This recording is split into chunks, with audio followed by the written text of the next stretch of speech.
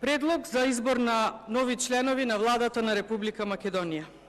За министер за правда се предлага Кренар Лога, дипломиран правник со положен правосуден испит после дипломирањето и магистер по дипломатија.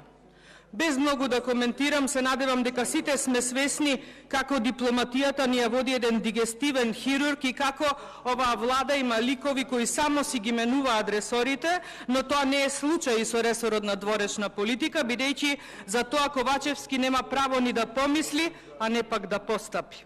Овде мислев дека можеби ќе беше пологично Бујар Османи да се изротира во ресорот здравство, но таму пак видовме како се покажа, зашто се надевам дека некој ден ќе се заинтересира господинот дипломат кој го превзема ресорот правда. Понатаму, за министер за здравство се предлага доктор Фатмир Меджити, специјалист невролог, кој со специјализацијата се стекнал откако дипломирал. Ова морам да го потенцирам при секој кандидат, бидејќи она што ни се случило со недипломираните правници и положувањето на правосудните испити е исто како и некој студент на општа медицина пред да дипломира да се стекне со звање специјалист или со лиценца за доктор по општа медицина. За среќа, Меджити има хронолошки континуитет во неговото образовно усовршување. И да, лично се познавам со доктор Меджити, како што се познавам и со доктор Таравари, но тоа не значи дека нема да бидам критична и кон овој иден министер за здравство, доколку не се снајде добро на оваа позиција, а тоа најчесто се случува кога се избираат погрешни и некомпетентни советници или кога се пројавуваат други интереси, а не се ставаат како најприоритетни здравствените. Затоа на Меджити, како на личен познаник, ќе му посакам многу среќа, но и многу ум и посветеност, како не би се вброил во досегашната долга низа на неуспешни министри за здравство. Денес можам и јавно да му честитам за храброста да се нафати за ваква позиција, која се надевам и искрено посакувам дека ќе ја надополни со храброст за радикални промени во здравството. Неговиот лидер и наш заеднички пријател предупреди на некој друг тип на радикалност, но јас сепак верувам во радикалност кога зборуваме и мислиме на подобро, а не во радикалност заради освојување симпатии кај едни, но не и заплашување и страв кај други.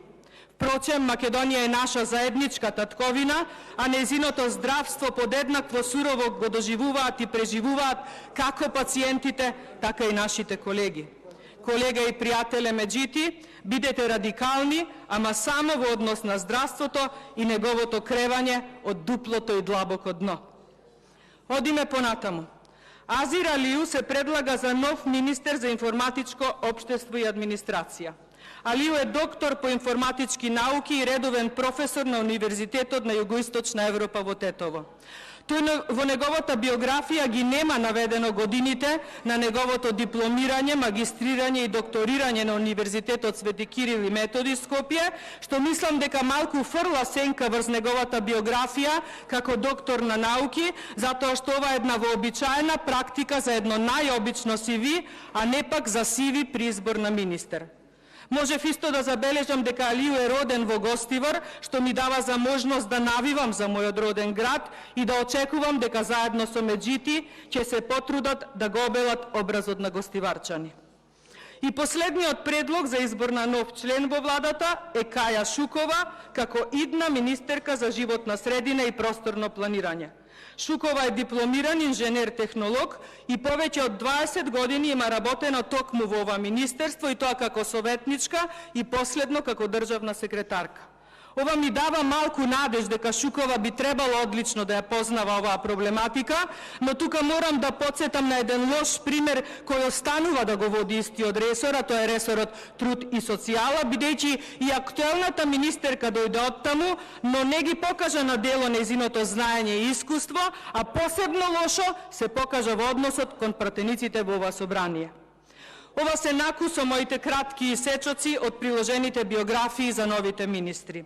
На сите им посакувам успешна работа и посебно го истакнувам моментот на нивниот однос кон собранието и пратениците. Пример нека не им биде односот на премиерот и на неколку мината самобедисани ликови кои се уште се во владата. Ова собрание има надзор, односно треба да има надзор врз вашата работа, а не обратно. Ова собрание ве гласа вас и од утре ќе ги гласа вашите предлог закони и затоа немојте да мислите дека моќта е во вашите партиски лидери и во вашето влегување во извршна власт. Моќта и авторитетот треба да ги стекнете со секој еден поединечно од вкупно 120-те, со нивна вклученост и информираност за секоја ваша работа и со посветеност кон сите подеднакво, а не само кон мнозинството. Впрочем, ни Ковачевски не предвидуваше дека ќе му затреба алијансата, а најве му затреба. Се надевам дека сега, како учесници во власта, заедно со Тарабари, ќе смогнат сили да инвестираат во спортската младост во Гостивар, затоа што сега и двајцата можат многу да сторат на оваа тема пред да биде доцна. На оваа тема многу имам зборувано, но еве ја користам и оваа можност да апелирам за разум со време. Инаку, што се однесува до шпекулациите за тоа кој кандидат со која партиска личност е близок и како стасал до предлог за министер, би ги оставила настрана, но сепак останува сомнежот дека оваа измена во владата повторно задоволува некои или нечии должничко-доверителски односи, а најголем е сомнежот дали нешто на вистина би се постигнало со овие измени. Европскиот пат значи многу поголем квалитет и многу поискрен пристап.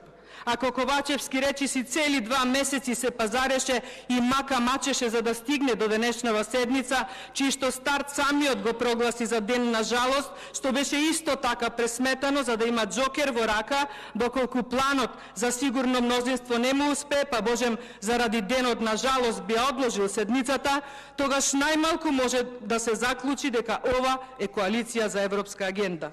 Да беше така, немаше Ковачевски да ги разрешува министрите за здравство, информатика и диаспора и да договара оставки од Тупанчевски и Нухил.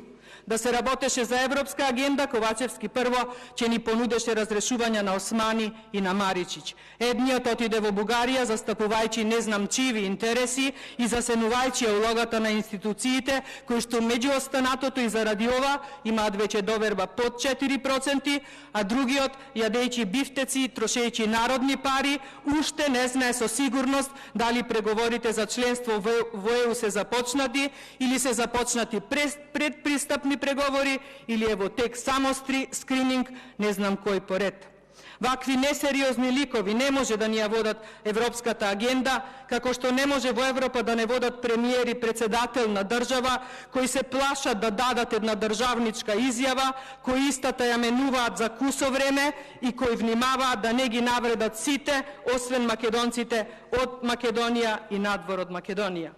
Лани, кога Ковачевски имаше експозе за неговата прва владина програма, ја потенцираше и затекнатата енергетска криза и кажа дека е подготвен и дека превзема одговорност за справување со истата. А како се справи? Со отварање фирми за трговија со струја.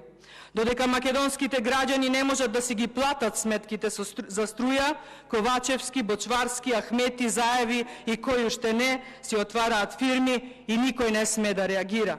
Каде е овде ДКСК? Каде е јавното обвинителство? Ова ли е европска агенда?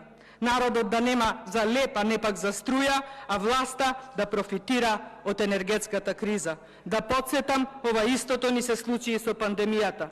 Државниот завод за ревизија соопшти за што се трошеле парите од заемот за справување со ковидот. Некој си купувал возила, додека народ ни умираше. Знаете ли колку болни од цистична фиброза ќе имаат трикафта и за колку долг период со овие пари? Или колку години ќе можеа да бидат раат, ако воопшто така може да се каже, родителите на 4-годишното детенце од Кавадарци кое боледува од друга ретка болест? Ништо вие не знаете, односно се правите дека не знаете. Заради ова, бидете барем малку доблесни и не ја злоупотребувајте европската агенда и за овој коалицијски договор. Купивте ден плюс за вашето владење, ама ништо од тоа нема да видат ниту болни, ниту здрави. Од вас сите се споболени и разочарани. Избори, колку и да ги одложувате, ќе има.